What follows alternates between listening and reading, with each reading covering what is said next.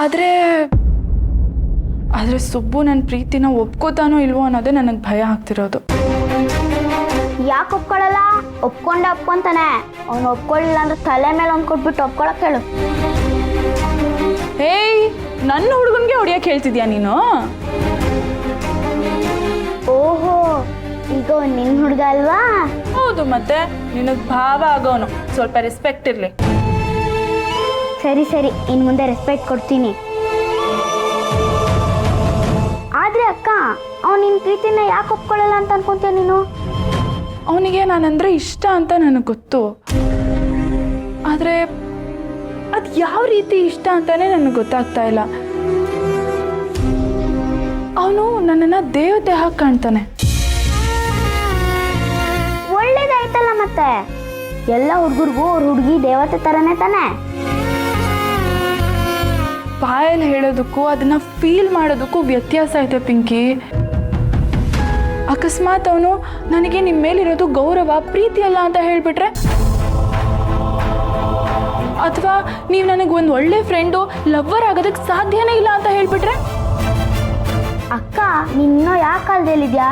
Friendship ಅನ್ನೋದು ಲವ್ಗೆ ಮೊದಲನೇ step. ಅದು ಗೊತ್ತಿಲ್ಲ ನಿನಗೆ? ಏಯ್ ಪಿಂಕಿ, ಎಲ್ಲಿಂದ ಕಲಿತಾ ಇದೆಯಾ ಇದೆಲ್ಲ?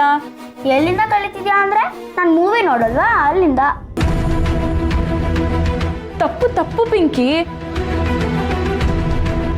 ಮೊದಲನೇದಾಗಿ ನಾನು ನಿನ್ನ ಜೊತೆ ಇದೆಲ್ಲ ಮಾತಾಡ್ತಿರೋದೇ ದೊಡ್ಡ ತಪ್ಪು. ಆದರೆ ನಾನು ಏನು ಮಾಡಲಿ, ನನಗೆ ಬೇರೆ ದಾರಿನೇ ಇಲ್ಲ. ಸದ್ಯಕ್ಕೆ ನನಗೆ ಸಪೋರ್ಟ್ ಮಾಡೋಕ್ಕಂತ ಇರೋಳು ನೀನೊಬ್ಳೆ. ಪಿಂಕಿ, ಸುಬ್ಬು ನನ್ನ ಪ್ರೀತಿನ ಒಪ್ಕೊಳ್ಳಿ ಅಂತ ದೇವ್ರ ಹತ್ರ ಕೇಳ್ಕೊ ಪ್ಲೀಸ್. ಅಮ್ಮನ ಪ್ರೀತಿ ಅಂತೂ ನನಗೆ ಸಿಕ್ಕಿಲ್ಲ. ಅಪ್ಪನ ಪ್ರೀತಿಗೋಸ್ಕರ ಇವತ್ತಿನವರೆಗೂ ಹೋರಾಡ್ತಾ ಇದ್ದೀನಿ. ಆದರೆ ಅಪ್ಪ ಅಮ್ಮ ಇಬ್ಬರು ಪ್ರೀತಿನೂ ನಾನು ಫೀಲ್ ಮಾಡೋ ಹಾಗೆ ಮಾಡಿದ್ದೆ ಸುಬ್ಬು. ಅಕಸ್ಮಾತ್ ಅವನ ಪ್ರೀತಿ ನನಗೆ ಸಿಕ್ಬಿಟ್ರೆ ನಾನು ತುಂಬ ಅದೃಷ್ಟವಂತೆ ಅಂತ ನಾನು ಅನ್ಕೋತೀನಿ. ಒಂದು ವೇಳೆ ಅವನ ಪ್ರೀತಿ ನನಗೆ ಸಿಕ್ಕಿಲ್ಲ ಅಂದರೆ ಈ ಭೂಮಿ ಮೇಲೆ ನನಗೆ ಪ್ರೀತಿ ಪಡೆಯೋ ಯೋಗ್ಯತೆನೇ ಇಲ್ಲ ಅಂತ ನಾನು ಶಾಶ್ವತವಾಗಿ ಅನ್ಕೊಂಡ್ಬಿಡ್ತೀನಿ.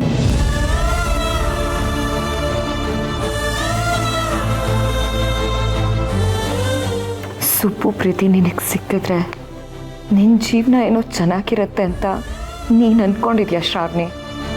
ಆದರೆ ಸುಬ್ಬು ನಿನ್ನ ಪ್ರೀತಿನ ಒಪ್ಕೊತಾನೆ ಅಂತ ಗೊತ್ತಾಗ್ತಿದ್ದ ಹಾಗೆ ಅವನ ಜೀವನನೇ ಹಾಳಾಗೋಗುತ್ತೆ. ನಿನಗೆ ಭಾವನೆಗಳು ಗೊತ್ತಾಗ್ತಿದೆ, ಆದರೆ ವಾಸ್ತವದ ಪರಿಸ್ಥಿತಿ ಗೊತ್ತಾಗ್ತಿಲ್ಲ.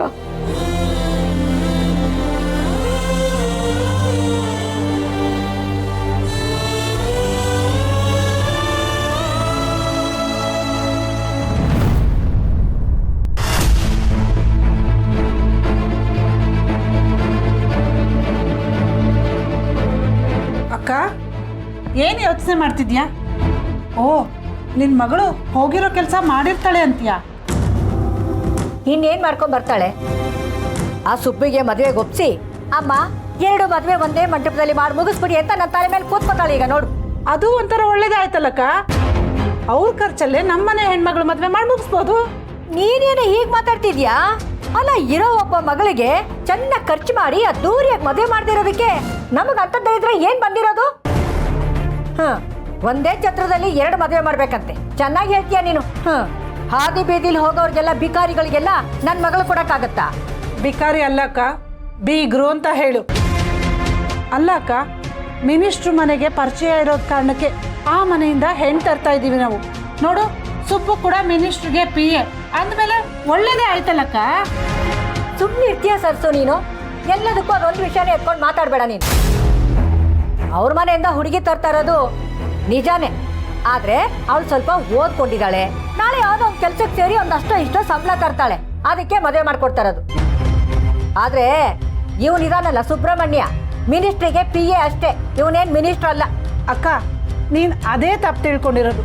ಈಗಿನ ಕಾಲದಲ್ಲಿ ಮಿನಿಸ್ಟ್ರುಗಳು ದುಡ್ಡು ಮಾಡಿರ್ತಾರೋ ಇಲ್ವೋ, ಆದರೆ ಮಿನಿಸ್ಟ್ರು PAಗಳು ಸಖತ್ತಾಗೆ ದುಡ್ಡು ಮಾಡಿರ್ತಾರೆ. ತಪ್ಪು ತಿಳ್ಕೊಂಡಿರೋದು ನಾನಲ್ಲಮ್ಮ ಸರ್ಸು, ನೀನು. ಅದರಲ್ಲೂ ಆ ಸುಬ್ರಹ್ಮಣ್ಯನ ಬಗ್ಗೆ ತುಂಬಾ ತಪ್ಪಾಗಿ ಅರ್ಥ ಮಾಡ್ಕೊಂಡಿದ್ಯಾ. ಈಗ ಆ ಮಿನಿಸ್ಟ್ರು ಹೇಗೆ ಅಂತ ನಿನಗೆ ಗೊತ್ತಿದ್ಯಾ? ನ್ಯಾಯ, ನೀತಿ, ದಾನ, ಧರ್ಮ, ನಾನು ಯಾವತ್ತೂ ಇನ್ನೊಬ್ರ ಹತ್ರ ಕೈ ಚಾಚಲ್ಲ, ಕೊನೆಯವರೆಗೂ ಜನಗಳ ಪ್ರೀತಿಲ್ಲೇ ಬದುಕ್ತೀನಿ ಅಂತ ಇರೋದು ಆಯಪ್ಪ. ಇವನಿನ್ನೇನು ಪಿಯ ಕೆಲಸ ಮಾಡ್ತಾ ಇದ್ರು, ಇನ್ನು ಬಾಡಿಗೆ ಮನೆಯಲ್ಲೇ ಇದ್ದಾನೆ. ತಂಗಿ ಮದುವೆ ಮಾಡ್ತಿದ್ದಾನಲ್ಲ, ಸಾಲ ಮಾಡಿ ಮದುವೆ ಮಾಡ್ತಾ ಇರೋದು. ಇನ್ನು ಮನೇಲಿ ಏನಾದ್ರೂ ಸಣ್ಣ ಪುಟ್ಟ ಕಷ್ಟ ಬಂದ್ಬಿಡ್ತು ಅಂದ್ರೆ ಆಕಾಶನೇ ತಲೆ ಮೇಲೆ ಬಿದ್ದಂಗೆ ಆಡ್ತಾನೆ. ಆ ಮಿನಿಸ್ಟರ್ ಹೆಸರು ಹೇಳ್ಕೊಂಡು ಟ್ರಾಫಿಕ್ ಪೊಲೀಸ್ ಹತ್ರ ಗಾಡಿ ಸಹ ಬಿಡಿಸ್ಕೊಳ್ಳಲ್ಲ ಅವನು ಅಂತವನು. ಏನಕ್ಕ ಹೇಳ್ತಿದ್ಯಾ ನೀನು? ಆ ಹುಡುಗ ಅಷ್ಟೊಂದು ನಿಯತ್ತಾಗಿರೋನ? ಕೇಳ್ತೀಯಲ್ಲ ಸರ್ಸು ನೀನು. ನ್ಯಾಯ ಅಂದ್ರೆ ನಾನು, ಧರ್ಮ ಅಂದ್ರೆ ನಾನು, ನಿಯತ್ ಅಂದ್ರೆ ನನ್ನಿಂದಾನೇ ಹುಟ್ಟಿರೋದು ಅನ್ನಂಗೆ ಆಡ್ತಾನೆ ಅವನು. ಅಕಸ್ಮಾತ್ ಈ ಸರ್ತಿ ಎಲೆಕ್ಷನ್ ಅಲ್ಲಿ ಮಿನಿಸ್ಟರ್ ಸೋತ್ಕೊಂಡ್ಬಿಟ್ರಪ್ಪ, ಆಗ ಇವನ್ ಗತಿ ಏನು? ಅಮ್ಮ ಸರ್ಸು, ನಾನು ಹೊರಗಡೆ ಜಗತ್ತು ನೋಡಿದ್ದೀನಿ. ಮಿನಿಸ್ಟರ್ಗಳ ಜೊತೆ ಇದ್ದವರು, ಪಿ ಎ ಆಗಿದ್ದವರು ಎಷ್ಟೆಷ್ಟು ಆಸ್ತಿ, ಎಷ್ಟೆಷ್ಟು ದುಡ್ಡು ಮಾಡ್ಕೊಂಡಿದ್ದಾರೆ ಅಂತ. ಆದ್ರೆ ಸುಬ್ರಹ್ಮಣ್ಯ ಇದಾನಲ್ಲ, ಖಾಲಿ ಜೇಬು. ಇಂಥವ್ರಿಗೆ ನನ್ನ ಮಗಳನ್ನ ಹೇಗೆ ಕೊಡ್ಲಿ ಹೇಳು?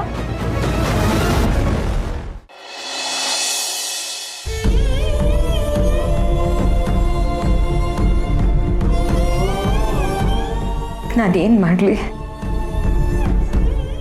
ಪಾಪದ ಹುಡುಗ ನಮ್ಮ ಸುಬ್ಬು ಒಳ್ಳೆ ಗುಣ ಇರೋನು, ಜೀವನದಲ್ಲಿ ಎಷ್ಟೋ ಕಷ್ಟಗಳನ್ನ ನೋಡಿರೋನು, ಎಷ್ಟೋ ಜವಾಬ್ದಾರಿಗಳನ್ನ ತನ್ನ ಹೆಗಲ ಮೇಲೆ ಹೊತ್ಕೊಂಡಿರೋನು. ನಮ್ಮ ಶ್ರಾವಣಿ ಪ್ರೀತಿಯಿಂದ ಅವನ ಜೀವನನೇ ನಾಶ ಆಗ್ಬಿಡುತ್ತೆ. ಹಾಗಂತ ನಮ್ಮ ಶ್ರಾವಣಿ ಪ್ರೀತಿನೂ ತಪ್ಪು ಅಂತ ಹೇಳಕ್ಕಾಗೋದಿಲ್ಲ. ಪಾಪ ನಮ್ಮ ಶ್ರಾವಣಿ ಚಿಕ್ಕವಳಿಂದ ಅನಾಥೆಯಾಗಿ ಬೆಳೆದವಳು, ಜೀವನದಲ್ಲಿ ತಾಯಿ ಪ್ರೀತಿ ಪರಿಚಯನೇ ಇಲ್ಲದೆ ಇರೋಳು. ಅವಳ ಅಷ್ಟು ಪ್ರೀತಿನ ಸುಬ್ಬುವಿಂದನೇ ಎಕ್ಸ್ಪೆಕ್ಟ್ ಮಾಡ್ತಿದ್ದಾಳೆ.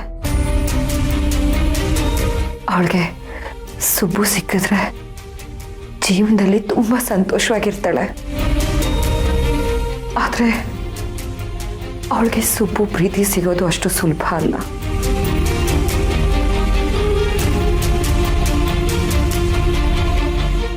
ಸುಬ್ಬು ಈ ಮನೆ ಕೆಲಸದವನು, ಶ್ರಾವಣಿ ಈ ಮನೆ ಮಹಾರಾಣಿ. ಅವರಿಬ್ಬರು ಸೇರೋದು ಸಾಧ್ಯನಾ? ದೊಡ್ಡವ್ರಿಗೇನಾದ್ರೂ ಈ ವಿಷಯ ಗೊತ್ತಾದ್ರೆ ಇದರಿಂದ ನಮ್ಮ ಶ್ರಾವಣಿಗೇನೂ ತೊಂದರೆ ಆಗಲ್ಲ. ಆದರೆ ಪಾಪ ನಮ್ಮ ಸುಬ್ಬು ಜೀವನನೇ ಹಾಳಾಗೋಗುತ್ತೆ. ಇಲ್ಲ, ಹಾಗಾಗಬಾರ್ದು. ಶ್ರಾವಣಿ ಪ್ರೀತಿನ ಸುಬ್ಬು ಒಪ್ಕೊಳ್ದೆ ಹೋದ್ರೆ ಶ್ರಾವಣಿ ಒಬ್ಬಳಿಗೆ ಬೇಜಾರಾಗತ್ತೆ. ಆದರೆ ಸುಬ್ಬು ಏನಾದರೂ ಶ್ರಾವಣಿ ಪ್ರೀತಿನ ಒಪ್ಕೊಂಡ್ಬಿಟ್ರೆ ಅವನನ್ನೇ ನಂಬ್ಕೊಂಡಿರೋ ಎಷ್ಟೋ ಜೀವನಗಳ ಹಾಳಾಗತ್ತೆ. ಭಾವ ಸುಬ್ಬು ಮೇಲಿಟ್ಟಿರೋ ನಂಬಿಕೆ ಸುಳ್ಳಾಗತ್ತೆ.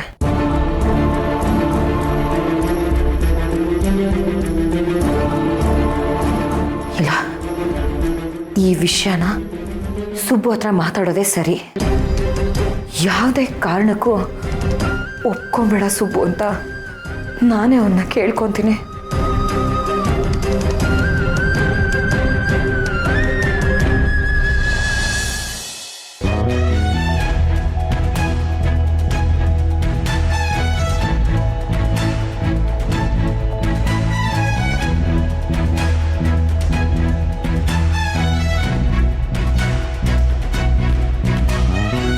Welcome madam.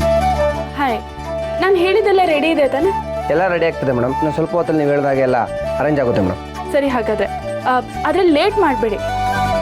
ಇವತ್ತು ನನಗೆ ತುಂಬ ಇಂಪಾರ್ಟೆಂಟ್ ದಿನ. ಗೆಸ್ಟ್ ಬರೋ ಅಷ್ಟರಲ್ಲಿ ಎಲ್ಲ ರೆಡಿ ಆಗಿರಬೇಕು. ಓಕೆ ಮೇಡಮ್, ಅದ್ರ ಬಗ್ಗೆ ನಿಮಗೆ ಟೆನ್ಷನ್ ಬೇಡ ಮೇಡಮ್. ಯಾರು ಗೆಸ್ಟ್ ಬರ್ತಾರೆ ಅಂತ ಒಂದು ಫೋಟೋ ಕೊಟ್ಟರೆ ಫೋಟೋಸ್ ಎಲ್ಲ ಹಾಕ್ಸಿ ತುಂಬ ಗ್ರ್ಯಾಂಡಾಗಿ ಕಾಣೋ ಥರ ಮಾಡ್ತೀವಿ. ಅಯ್ಯೋ, ಅದೆಲ್ಲ ಮಾಡೋ ಅವಶ್ಯಕತೆ ಇಲ್ಲ. ನಾನು ಹೇಳ್ದಷ್ಟು ಮಾಡಿ ಸಾಕು. ಒಟ್ಟಿನಲ್ಲಿ ಅವ್ರಿಗೆ ಸರ್ಪ್ರೈಸ್ ಆಗಬೇಕಷ್ಟೆ. ಸರಿ ಮೇಡಮ್, ಬನ್ನಿ.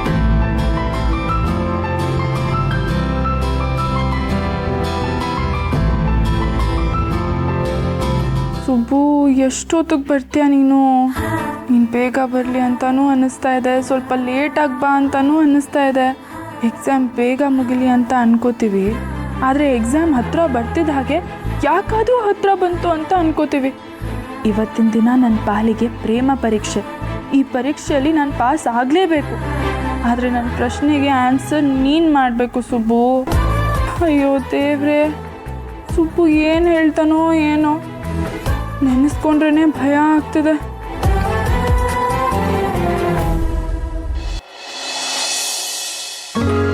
ಅಮ್ಮ ಅಮ್ಮ, ಹೇಳೋ. ಇದು ನನ್ನ ಹತ್ರ ಒಂದು ವೈಟ್ ಕಲರ್ ಶರ್ಟ್ ಇತ್ತಲ್ಲ, ಎಲ್ಲೋಯ್ತಮ್ಮ? ಅದಾ, ಈ ನಡುವೆ ನೀನು ವೈಟ್ ಶರ್ಟ್ಗಳು ಹಾಕೋತಿರ್ಲಿಲ್ವಲ್ಲ, ಅದಕ್ಕೆ ನಿಮ್ಮ ಅಪ್ಪ ಹಾಕೊಳ್ಳಿ ಅಂತ ನಿಮ್ಮ ಅಪ್ಪನ ರೂಮಲ್ಲಿ ಇಟ್ಟಿದ್ದೀನಿ. ಕಾರ್ತಿಕೆ, ಏನಪ್ಪ ಇಷ್ಟು ಬೇಗ ಬಂದ್ಬಿಟ್ಟಿದ್ಯಾ ಮನೆಗೆ? ಬರ್ತಿದ್ದಂಗೆ ನಿಮ್ಮ ಅವನ ಹತ್ರ ಶರ್ಟ್ ಕೇಳ್ತಾ ಇದೀಯಾ?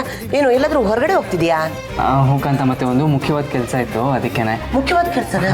ಅಮ್ಮ ಶರ್ಟ್ ಕೊಡಮ್ಮ. ನೋಡಿ. ಮುಖ್ಯವಾದ ಕೆಲಸ ಏನಿರ್ಬೋದು? ಇವತ್ತು ಅಣ್ಣಂಗೆ ಪ್ರಪೋಸ್ ಮಾಡಕ್ ಹೋಗ್ತಿದ್ದಾಳೆ. ಆ ಶ್ರೀವಲ್ಲಿ ಏನಾದರೂ ಇವ್ನಿಗೆ ಬರಕ್ಕೆ ಹೇಳಿರ್ಬೇಕಾ? ಅಯ್ಯೋ, ಅವಳೇನಾದ್ರೂ ಬಂದು ನಾನು ನಿನ್ನ ಪ್ರೀತಿ ಮಾಡ್ತಾ ಇದ್ದೀನಿ ಕಾರ್ತಿಕೇಯ ಅಂತಂದು ಇವನು ಅವಳು ಪ್ರೀತಿನ ಒಪ್ಕೊಂಡು ಇವರಿಬ್ಬರು ಮದುವೆ ಆಗೋದನ್ನು ನಾನು ದೂರದಲ್ಲಿ ಮೂದೇವಿ ಥರ ನಿಂತ್ಕೊಂಡು ನೋಡೋದು, ಇದೆಲ್ಲ ಬೇಕಾ ನನಗೆ? ನನ್ನ ಜೀವನ ಯಕ್ಕುಟ್ಟೋಗುತ್ತೆ. ಏನಾದರೂ ಮಾಡಬೇಕಲ್ಲ ಈಗ. ಕಾರ್ತಿಕೇಯ, ಕಾರ್ತಿಕೇಯ, ಕಾರ್ತಿಕೇಯ. ಮತ್ತೆ ಅಯ್ಯೋ, ನಿಮ್ಮಪ್ಪ ಯಾವಾಗಲೂ ನಿನಗೆ ಹೇಳ್ತಿರ್ತಾರೆ ನೋಡು, ನಿನಗೆ ರಾಜಯೋಗ ಇದೆ, ರಾಜಯೋಗ ಇದೆ ಅಂತ. ಅದನ್ನ ಕೇಳಿ ಕೇಳಿ ನನಗೂ ಅನ್ನಿಸ್ತಾ ಇದೆ ಇತ್ತೀಚೆಗೆ, ನಿನಗೆ ನಿಜವಾಗ್ಲೂ ರಾಜಯೋಗ ಇದೆ. ರಾಜಯೋಗ ಅಂದ್ರೆ ನೀನು ಯಾವಾಗ್ಲೂ ರಾಜಂತರ ಫೀಲ್ ಮಾಡಬೇಕು. ರಾಜ ಸಿಂಹಾಸನಕ್ಕೆ ಆಸೆ ಪಡಬೇಕು, ರಸ್ತೆಯಲ್ಲಿರೋ ಕಲ್ ಬೆಂಚಿಗಲ್ಲಪ್ಪ. ಸಿಂಹಾಸನ? ಏನ್ ಹೇಳ್ತಾ ಇದ್ದೀರಾ ಕಾಂತಮ್ಮತ್ತೆ? ಅವನೆಲ್ಲ ಹೊರಗಡೆ ಹೊರಟಿದ್ದಾನೆ. ಯಾಕೆ ಏನೇನೋ ಮಾತಾಡಿ ಸುಮ್ಮನೆ ತಲೆ ಕೆಡಿಸ್ತೀರಾ? ಸುಮ್ಮನೆ ಇರಿ. ಇದು ಶರ್ಟ್ ಇಸ್ತ್ರಿನೂ ಆಗಿಲ್ವಾ? ಅದು ನಾನೇ ಮಾಡ್ಕೋಬೇಕಾ? ಕಾರ್ತಿಕೇಯ ನಿಂತ್ಕೊಳ್ಳೋ. ಕಾರ್ತಿಕೇಯ, ಕಾರ್ತಿಕೇಯ ನಿಂತ್ಕೊಳ್ಳಪ್ಪ. ಮತ್ತೆ ಟೈಮ್ ಆಗಿದೆ ಕಾರ್ತಿಕೇಯ. ನೋಡು, ಈಗ ನೀನು ಈ ಬಿಳಿ ಬಟ್ಟೆ ಹಾಕೊಂಡು ಹೊರಟ್ರೆ ಏನಾದರೂ ಎಡೆ ಬಿದ್ದೆ ಅಂದರೆ ಇದೆಲ್ಲ ಕೊಚ್ಚೆ ಆಗ್ಬಿಡುತ್ತೆ, ಕಪ್ಪಾಗ್ಬಿಡುತ್ತೆ. ನೋಡಪ್ಪ, ಯಾವಾಗಾದ್ರೂ ಏನಾದರೂ ನಿರ್ಧಾರ ತಗೋಬೇಕು ಅಂದರೆ ತಲೆ ಓಡಿಸಿ ನಿರ್ಧಾರ ತಗೋ. ಅಲ್ಲ, ಇವಾಗ ನಾನು ಯಾವ ನಿರ್ಧಾರ ತಗೋತಿದ್ದೀನಿ ಅಂತ ಇದೆಲ್ಲ ಹೇಳ್ತಿದ್ದೀರಾ? ಅದು ಕಾರ್ತಿಕೇಯ ನಿಂತ್ಕೊಳ್ಳಪ್ಪ. ಕಾರ್ತಿಕೇಯ, ಕಾರ್ತಿಕೇಯ ನಿಂತ್ಕೊಳ್ಳೋ. ನೋಡು ದೇವ್ರೆ, ಕಾಗೆ ಬಂಗಾರ ಕಾಸೆಪಟ್ಟು ಬಂಗಾರದಂಥ ಜೀವನನ ಹಾಳು ಮಾಡ್ಕೋಬೇಡ ಅಂತ ಹೇಳ್ತಿದ್ದೀನಪ್ಪ. ಹಸಿವಿದೆ ಅಂತ ಊಟನ ಗಬ ಗಬ ಗಬ ಗಬ ಗಬ ಅಂತ ತಿಂದರೆ ಎದುರಿಗೆ ಪೃಷ್ಠಾನ್ನ ಇಟ್ಟರು ಹೊಟ್ಟೆಗೆ ಸೇರಲ್ಲಪ್ಪ. ಏನು ಮಾತಾಡ್ತಿದ್ದೀರಾ? ಏನು ಮಾತಾಡ್ತಿದ್ದೀನಿ? ಬರೀ ನಿಮ್ಮ ಮನೇಲಿ ಎಲ್ರಿಗೂ ಬುದ್ಧಿವಾದ ಹೇಳಿ ಹೇಳಿ ಹೇಳಿ ನೋಡಿ ಹೆಂಗ್ ಸೊರಗೋಗ್ಬಿಟ್ಟಿದ್ದೀನಿ ನಾನು ಅಂತ. ಅಲ್ಲ ವಿಶಾಲು, ಅದು ಕಾರ್ತಿಕೇಯ ಕೇಳಿಸ್ಕೊ. ಈಗ ಜೀವನದ ರಸ್ತೆಯಲ್ಲಿ ನಾವು ಹೋಗ್ತಾ ಇರ್ತೀವಿ, ನಮಗೆ 10 ರೂಪಾಯಿ ನೋಟ್ ಸಿಕ್ಬಿಡುತ್ತೆ ದಾರಿಲಿ. 10 ರೂಪಾಯಿ ನೋಟು ತಗೊಂಡು ಅದೇ ಭಾಗ್ಯ ಅಂತ ಆಸೆ ಪಟ್ಬಿಟ್ರೆ ಮುಂದೆ ನಮಗೆ ನಿಧಿನೇ ಸಿಗೋಂಥ ಯೋಗ ಇರುತ್ತೆ, ಅದನ್ನ ಕಳ್ಕೊಂಡ್ಬಿಡ್ತೀವಿ. ಅದಕ್ಕೆ ನಾವು ರಸ್ತೆಯಲ್ಲಿ ಹೋಗ್ಬೇಕಾದ್ರೆ 10 ರೂಪಾಯಿ ಸಿಕ್ತು ಅಂದರೆ ಅದನ್ನ ಪಕ್ಕಕ್ಕೆ ಸರಿಸಿ ಮುಂದುವರಿಬೇಕು ಅಂತ ಹೇಳ್ತಾ ಇದ್ದೀನಿ. ಅರ್ಥವಾಯ್ತೆ ಅಂತ? ಮತ್ತೆ ನಿಮ್ಗೇನೋ ಆಗಿದೆ ಇವತ್ತು. ಅಲ್ಲ, ಮುಂದೆ ನಿಧಿ ಸಿಗುತ್ತೆ ಅಂತ ಇವಾಗ ಸಿಕ್ಕಿರೋ 10 ರೂಪಾಯಿ ಯಾರಾದ್ರೂ ಬಿಡಕ್ಕಾಗತ್ತಾ? ನಾನಂತೂ ಅಂತವನಲ್ಲಪ್ಪ.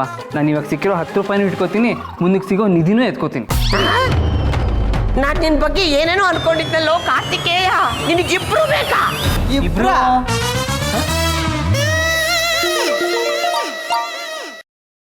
ಸರ್ ಹೇಳಿ. ಏನಿಲ್ಲ, ಶ್ರಾವಣಿಗೆ ಅಂತ ಒಂದಷ್ಟು ಪ್ರಪೋಸಲ್ಗಳನ್ನ ನೋಡಿದೆ. ಅದರಲ್ಲೊಂದು 4 ಜನ ಹುಡುಗರನ್ನ ಹುಡುಕಿಟ್ಟಿದ್ದೀನಿ. ನೇರವಾಗಿ ಶ್ರಾವಣಿಗೆ ತೋರ್ಸೋಕೆ ಮುಂಚೆ ನಿನಗೆ ತೋರಿಸಿದ್ರೆ ಒಳ್ಳೇದು ಅನ್ನಿಸ್ತು. ಆ ಹುಡುಗರು ಡೀಟೇಲ್ಸ್ ಎಲ್ಲ ಒಂದನ ಹತ್ರ ಇದೆ. ಏನು ಗೊತ್ತಾ ಸುಬ್ಬು, ಶ್ರಾವಣಿ ನಿನಗೊಂದು ಒಳ್ಳೆ ಫ್ರೆಂಡು. ನಮಗಿಂತ ಹೆಚ್ಚಾಗಿ ನೀನು ಅವಳನ್ನ ಅರ್ಥ ಮಾಡ್ಕೊಂಡಿದ್ದೀಯ. ಹಾಗಾಗಿ ಒಂದ್ಸಲ ಹುಡುಗರನ್ನ ನೋಡಿ ಅಭಿಪ್ರಾಯ ಹೇಳ್ತೀಯಾ? ಸರ್, ಇದ್ರಲ್ಲಿ ನನ್ನನ್ನು ಕೇಳೋದೇನಿದೆ? ನೀವು ಮನೆಯವ್ರು ಇದ್ದೀರಲ್ಲ, ನೀವು ನೋಡಿ ಇಷ್ಟಪಟ್ಟರೆ ಮುಗೀತು. ನನ್ನ ಅಭಿಪ್ರಾಯ ದೊಡ್ಡದಾಗುತ್ತಾ? ಹಾಗಲ್ಲ ಸುಬ್ಬು, ಶ್ರಾವಣಿ ನಿನ್ನ ಜೊತೆ ತುಂಬ ಮಾತಾಡ್ತಾಳೆ. ಅವಳ ಆಸೆ ಆಕಾಂಕ್ಷೆಗಳನ್ನೆಲ್ಲ ನಿನಗೆ ಹೇಳಿರ್ತಾಳೆ ಕೂಡ. ಹಾಗಾಗಿ ನಮಗಿಂತ ಹೆಚ್ಚಾಗಿ ನಿನಗೆ ಅವಳಿಗೆ ಯಾವ ಥರ ಹುಡುಗ ಇಷ್ಟ ಅಂತ ಗೊತ್ತಿರುತ್ತೆ. ಮನೆಗೆ ಬಂದಾಗ ಒಂದನ ಹತ್ರ ಹುಡುಗರು ಡೀಟೇಲ್ಸ್ ಇದೆ, ಸಲ ನೋಡ್ಬಿಟ್ಟು ಅಭಿಪ್ರಾಯ ತಿಳಿಸ್ತೀಯಾ? ಸರಿ ಸರ್, ಹೇಳ್ತೀನಿ. ಹಾಂ ಸರಿ.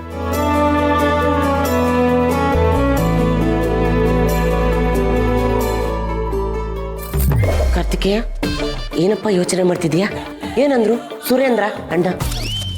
ಕಾಂತ ಮತ್ತೆ ನನಗೆ ಟೈಮ್ ಆಗಿದೆ, ದಯವಿಟ್ಟು ನೀವು ಒಳಗಡೆ ಹೋಗಿ ನನಗೆ ಡಿಸ್ಟರ್ಬ್ ಮಾಡಬೇಡಿ ಪ್ಲೀಸ್. ನಾನು ಡಿಸ್ಟರ್ಬ್ ಮಾಡ್ತಾ ಇಲ್ಲ ಕಾರ್ತಿಕೇಯ, ಒಂದು ಮಾತು ಹೇಳ್ತೀನಿ, ನೀನು ಜೀವನದ ದಾರಿಯಲ್ಲಿ ಏನೇ ನಿರ್ಧಾರ ತಗೊಂಡ್ರು ಇಲ್ಲಿದ್ದ ತಗೋ, ಆಯ್ತಾ? ಬನ್ನಿ ನೀವು. ಹಾಲು ಬೇಕೋ, ಟೀ ಬೇಕೋ, ಕಾಫಿ ಬೇಕೋ, ಏನ್ ಬೇಕು ಹೇಳಿ? ಇಲ್ಲ, ಏನಾದ್ರು ಮಾಡ್ಕೊಡ್ತೀನಿ. ಜಾಣ್ಮೆಯಿಂದ ಯೋಚನೆ ಮಾಡು, ನಿರ್ಧಾರ.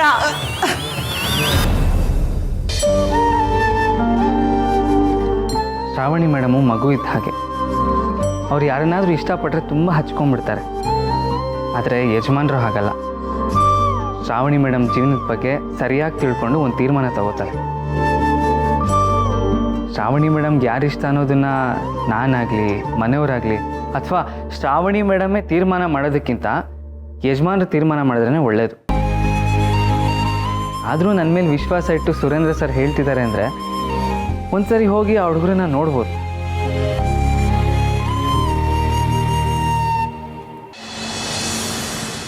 ಶ್ರೀವಲ್ಲಿ, ಏನಣ್ಣ? ನೀನು ಪ್ರಪೋಸ್ ಮಾಡೋಕ್ಕೆ ಅಂತ ಹೋಗ್ತಿದ್ಯಾ? ನೀನು ಪ್ರಪೋಸ್ ಮಾಡುವಾಗ ನಿನ್ನ ಪ್ರೀತಿನ ಹೇಳ್ಕೊಳ್ಳುವಾಗ ಗಾಬರಿ ಆಗುತ್ತೆ, ಸ್ವಲ್ಪ ನಡ್ಕ ಬರುತ್ತೆ. ಒಪ್ಕೊಂಡಿಲ್ಲ ಅಂದರೆ ಏನು ಮಾಡೋದು ಅನ್ನೋ ಭಯ ಇರುತ್ತೆ. ಅದನ್ನೆಲ್ಲ ದಾಟಿ ನಿನ್ನ ಪ್ರೀತಿನ ಅವನಿಗೆ ಹೇಳ್ಕೋಬೇಕು. ನಿನ್ನ ಪ್ರೀತಿ ನಿಜ ಆಗಿದ್ರೆ ಆ ಧೈರ್ಯ ನಿಂಗಿರುತ್ತೆ. ಕಾನ್ಫಿಡೆಂಟ್ ಆಗಿರಬೇಕು. ಸರಿ ಅಣ್ಣ, ನಾನು ಕಾನ್ಫಿಡೆಂಟ್ ಆಗಿರ್ತೀನಿ. ಆಮೇಲೆ ಇನ್ನೊಂದು ವಿಷಯ, ಏನಣ್ಣ ಅದು? ನೀನು ಪ್ರಪೋಸ್ ಮಾಡುವಾಗ ಅವನ ಕಣ್ಣನ್ನೇ ನೋಡ್ತಿರು. ಒಂದೊಂದು ಸರಿ ಹುಡುಗರು ಮನಸ್ಸಲ್ಲಿ ಇಷ್ಟ ಇದ್ರು ಅದನ್ನು ಹೇಳ್ಕೊಳ್ತಾ ಇರ್ಬೋದು. ಅವನ ಕಣ್ಣಲ್ಲಿ ಖುಷಿ ಕಾಣಿಸ್ತಾ ಅದನ್ನು ಅಬ್ಸರ್ವ್ ಮಾಡು. ನಿನ್ನ ಪ್ರಶ್ನೆಗೆ ಉತ್ತರ ಅವನ ಕಣ್ಣೇ ಕೊಟ್ಬಿಡುತ್ತೆ. ಸರಿ ಅಣ್ಣ. ಆಮೇಲೆ ನೀನು ಪ್ರಪೋಸ್ ಮಾಡುವಾಗ ನಿನ್ನ ಪ್ರೀತಿ ಬಗ್ಗೆ ಅಷ್ಟೇ ಹೇಳು. ಅದು ಬಿಟ್ಟು ಈ ಮನೆ ಬಗ್ಗೆ ಮನೆಯವ್ರ ಬಗ್ಗೆ ಏನು ಮಾತಾಡಬೇಡ, ಸರಿನಾ? ಆಯ್ತು. Srivalli, all the best. Thank you so much. ನಾನು ಹೋಗಿ ಬರ್ತೀನಿ.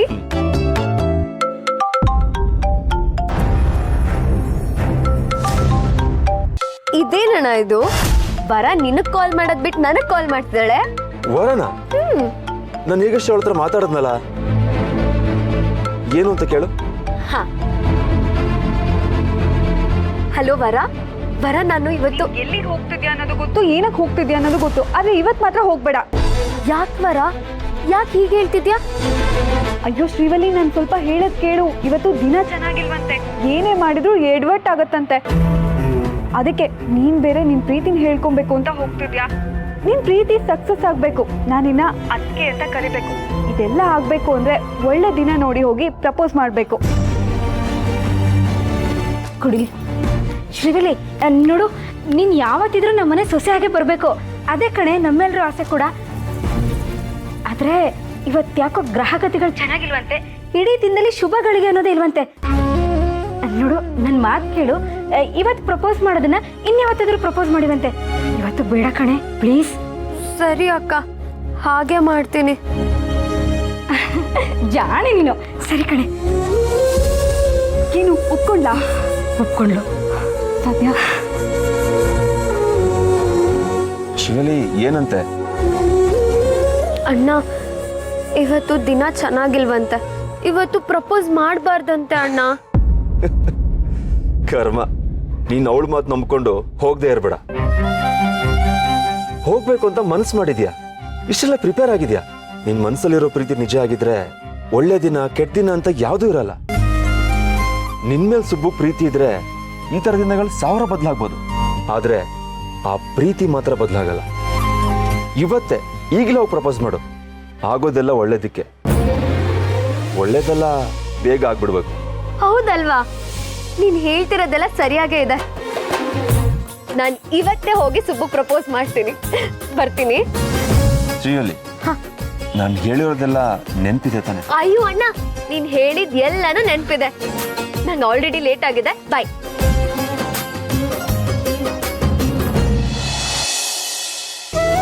ಅವ ನಾನು ಹೋಗ್ಬರ್ತೀನಿ. ಕಾರ್ತಿಕೇಯ, ನಾನು ಹೇಳಿದ್ದೆಲ್ಲ ನೆನಪಿದೇನಪ್ಪ? ನೆನಪಿದೆ ಕಾಂತ. ಮತ್ತೆ ಏನು ಹೇಳು? ಆತರ ಪಟ್ಟು ನಡೆಯುವಾಗ ಎಡವಬಾರ್ದು. ಒಂದು ದಾರಿಲಿ 10 ರೂಪಾಯಿ ಸಿಕ್ಕಿದ್ರು ಅದನ್ನ ಸೈಡ್ಗೆ ಇಟ್ಬಿಟ್ಟು ಮುಂದೆ ನಿಧಿ ಸಿಗುತ್ತಾ ಅಂತ ನೋಡ್ಕೊಂಡು ಹೋಗ್ಬೇಕು. ಕರೆಕ್ಟಾ? ಕರೆಕ್ಟ್ ನನ್ನ ಬಂಗಾರ, ನನ್ನ ಚಿನ್ನ, ನನ್ನ ಮುದ್ದು ಕಾರ್ತಿಕೇಯ. ನಿನಗೆ ರಾಜನಾಗುವ ಎಲ್ಲ ಅರ್ಹತೆಗಳು ಇದೆ. ಹೋಗಿ ವಿಜಯೀ ಭವನಾಗಿ ಬಾ. ಸರಿ ಕಾಂತ. ಮತ್ತೆ ಬರ್ತೀನಮ್ಮ.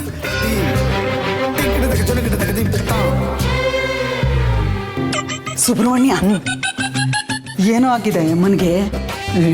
ಯಾವಾಗಾರ ಫ್ರೀ ಆದಾಗ ನೀನು ಕರ್ಕೊಂಡೋಗಿ ಹುಚ್ಚಾಸ್ಪತ್ರೆಯಲ್ಲಿ ಚೆಕ್ ಮಾಡಿಸು. ಅತಿ ಆಯ್ತಾ ಅಮ್ಮಂದು? ಹೋಗ್ಲಿ ಬಿಡಮ್ಮ. ಅವ್ರೇನು ಮಾತಾಡ್ತಾರೋ ಅವ್ರಿಗೆ ಅರ್ಥ ಆಗಬೇಕು. ಈಗ ನನಗಂತೂ ಅದ್ರ ಬಗ್ಗೆ ಎಲ್ಲ ತಲೆ ಕೆಡಿಸ್ಕೊಳ್ಳೋಷ್ಟು ಟೈಮೇ ಇಲ್ಲ. ಬರಲಾ? ಹುಷಾರಾಗಿ ಹೋಗ್ಬಿಟ್ಟು ಪಾಪ.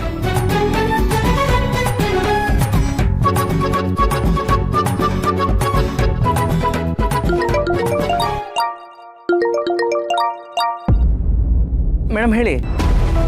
ಸುಬ್ಬು, ಮುಖ್ಯವಾದ ವಿಷಯ ಮಾತಾಡಬೇಕು. ಶ್ರಾವಣಿ ಮದುವೆ. ಹಲೋ ಮೇಡಮ್, ನೀವು ಹೇಳೋದು ಕೇಳಿಸ್ತಾ ಇಲ್ಲ. ಏನು ಮೇಡಮ್ ಮದುವೆನಾ? ಸುಬ್ಬು, ನಾನು ಮಾತಾಡ್ತಿರೋದು ನಿನಗೆ ಕೇಳಿಸ್ತಿದ್ಯಾ? ಹಲೋ ಮೇಡಮ್, ಸುರೇಂದ್ರ ಸರ್ ನನಗೆ ಫೋನ್ ಮಾಡಿದ್ರು. ನೀವು ಅದೇ ವಿಷಯ ಮಾತಾಡ್ತಾ ಇದ್ದೀರಾ? ಸುಬ್ಬು, ನೀನೀಗ ಎಲ್ಲಿ ಹೋಗ್ತಿದ್ಯೋ ನೋಡು. ಅವಳು ಏನೇ ಹೇಳಿದ್ರು ಅವಳು ಮಾತು ನೀನು ಒಪ್ಕೋಬಾರ್ದು. ನಿನ್ನ ಮನಸ್ಸಲ್ಲಿ ಏನಿದೆಯೋ ನನಗೆ ಗೊತ್ತಿಲ್ಲ ಸುಬ್ಬು. ನಾನು ಹೇಳ್ತಿರೋದು ನೀನು ಒಳ್ಳೇದಕ್ಕೋಸ್ಕರನೇ. ಅರ್ಥ ಮಾಡ್ಕೊಳಪ್ಪ.